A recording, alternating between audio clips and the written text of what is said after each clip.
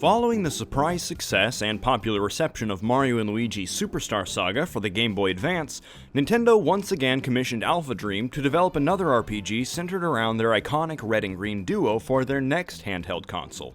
Releasing for the Nintendo DS in winter of 2005, Mario & Luigi Partners in Time is technically both a sequel and prequel to Superstar Saga, but has very few, if any, narrative connections. Instead, the themes and, more importantly, gameplay design are really what connect this series.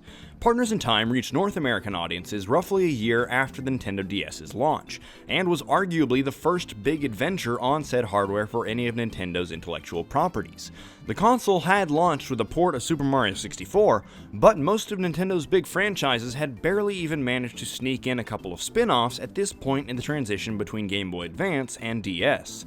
Speaking of the hardware at hand, the Mario & Luigi RPG art style migrated so well from Game Boy Advance to Nintendo DS that I would have said at first glance that much of the game uses identical artwork. However, even dramatically similar sprites, such as the Mario Brothers themselves, have been given so much more detail with the additional power of the DS. But it's nice to see how faithful Alpha Dream remained with their original designs, as plenty of studios see the jump to a new generation of console as a reason to reinvent their art style. But aside from funny characters and nice graphics, which features are really worth sticking around for? How could this game have topped the engaging experience found in Superstar Saga? Well, to understand that, we'll need to figure out what's so great about Mario & Luigi Partners in Time.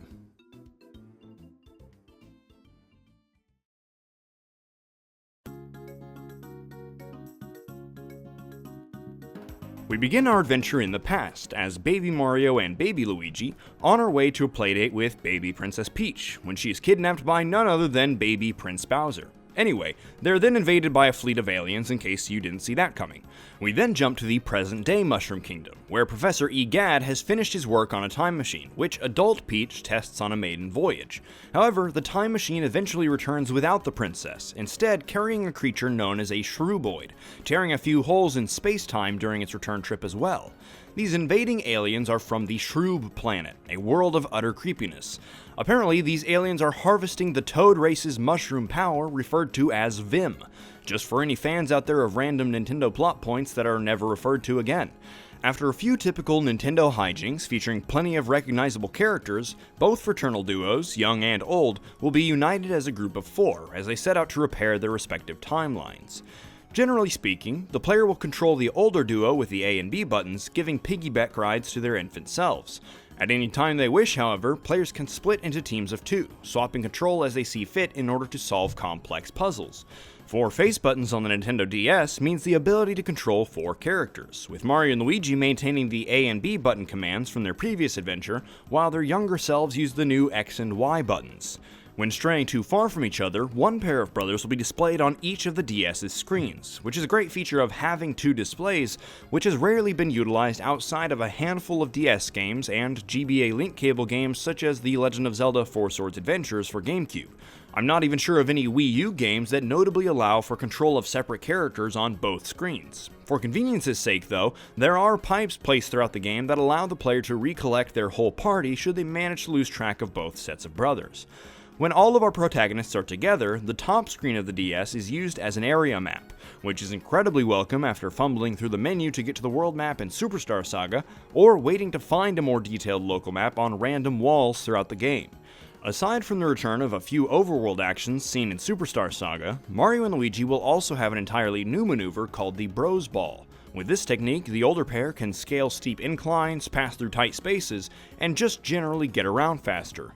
The spin jump and hammer abilities from Superstar Saga have been combined to allow baby Mario and Luigi to drill underground without much fuss over the controls. Later in the adventure, the player will also learn moves that combine all 4 characters, such as the baby spin and baby cakes techniques, which allow the player to reach much higher and lower areas than before. Just like its predecessor, Partners in Time features turn-based combat with timing-based action commands to impact the flow of battle. However, capitalizing on the involvement of Baby Mario and Baby Luigi in combat requires a whole new layer of focus and reflex than was necessary in the previous adventure.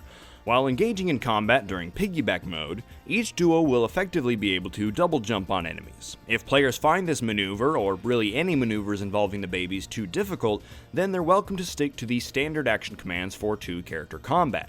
If one of the older versions of Mario or Luigi falls in battle, their younger self will drag them off to safety and then actually fill in their spot for the rest of the fight, effectively giving the player a second life with both characters. However, as a penalty against the player, the younger fill-in will still be controlled by their usual button, so instead of A and B, or X and Y, you may now have to dodge with A and Y, greatly expanding the player's risk and encouraging them not to allow the older brothers to fall whenever they can help it.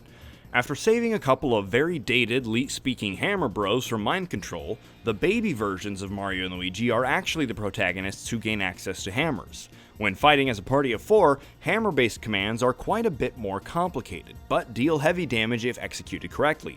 Generally speaking though, the hammer action to both attack and defend was made a little more forgiving overall, with a much wider window of use before the character gets tired of winding up their hit. Attacks that involve both, or even all 4 brothers, require the use of items now, rather than QuickTime events. Luckily, each bro's item in battle now has a demonstration video on the top screen. Many of the new item-based moves allow for virtually infinite attacks, as long as the player has a fast enough reflex to follow along with whichever pattern and inputs the attack requires.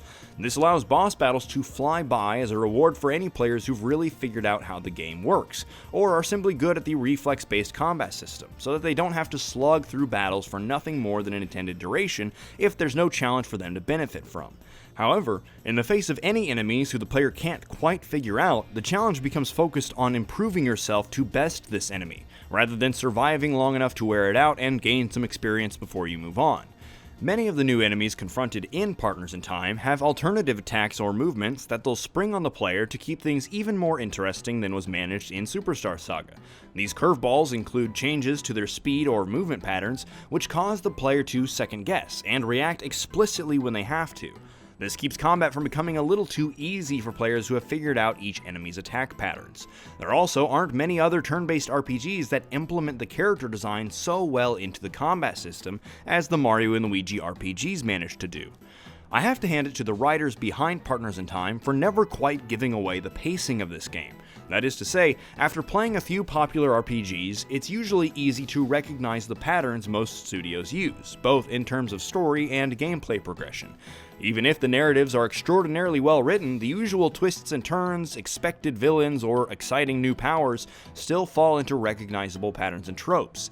In many games, this gives the player a sense of where they are in the general progression of the story. You know, the whole rising action, climax, resolution sort of stuff. In regards to Partners in Time, I enjoyed the fact that I couldn't tell how much longer the adventure in this game would take. It's nice to enjoy the time you have with the characters, working as if any moment could be the biggest challenge you've had to overcome, rather than feeling like things may be winding down.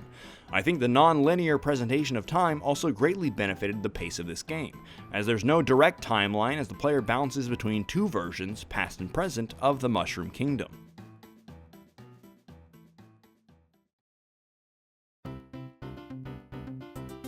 It's funny how casually the majority of the dialogue in this game is written. It may be all ages appropriate, but it doesn't feel like a ham-fisted Disney Channel script. I found myself chuckling at the most random of lines delivered by characters as inconsequential as unnamed toads. Due to this consistent delivery of situational comedy, many critics agree that one of Alpha Dream's strongest and most enjoyable contributions to the Mario universe is the evolution of characters as, well, characters, with more personality and silly behavior from mascots that had pretty much been reserved for party games or as background members. Partners in Time features an incredibly uncommon way of presenting a sequel, in which the story doesn't necessarily matter, but the player's experience with the gameplay of the first entry can substantially impact their experience they have in the sequel. There are so many opportunities to be flustered by the controls because you have to quickly remember which button controls which character. Superstar Saga taught players how to do that with only the A and B button, and then Partners in Time literally doubled the amount of functions and opportunities available to the player. I don't often discuss the order in which games of a series should be played, but if you'll take my 2 cents, I would say Partners in Time is immeasurably more enjoyable if you've already played Superstar Saga. In a technological sense, it's fun to see how far gaming hardware had improved at this point, even in the handheld market, to see a concept as complicated as granting a single player access to 4 separate characters done so smoothly. Not only can the player disconnect, reconnect, and remotely control either pair of these 4 characters at their simplest whim, but these interactions all have fun animations and explanations to go along with them. This game was a bullseye for Shigeru Miyamoto's school of thought that successful video games should be based around what the specific hardware allows. It's a shame that Alpha Dream has had to close its doors so soon, because they demonstrated such an immense understanding for storytelling and creative problem solving, as well as an immense respect for the visions of others. I doubt that anyone who has played these games can disagree that the Mario and Luigi games by Alpha Dream are some of the greatest RPGs to be released thus far. That is what's so great about Mario and Luigi Partners in Time.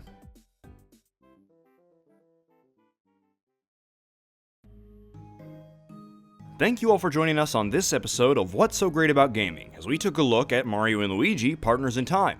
Want to see some bonus content? Maybe support the creation of these videos? If so, check out the What's So Great Discord, Twitch, or Patreon. Links for all of those are in the description.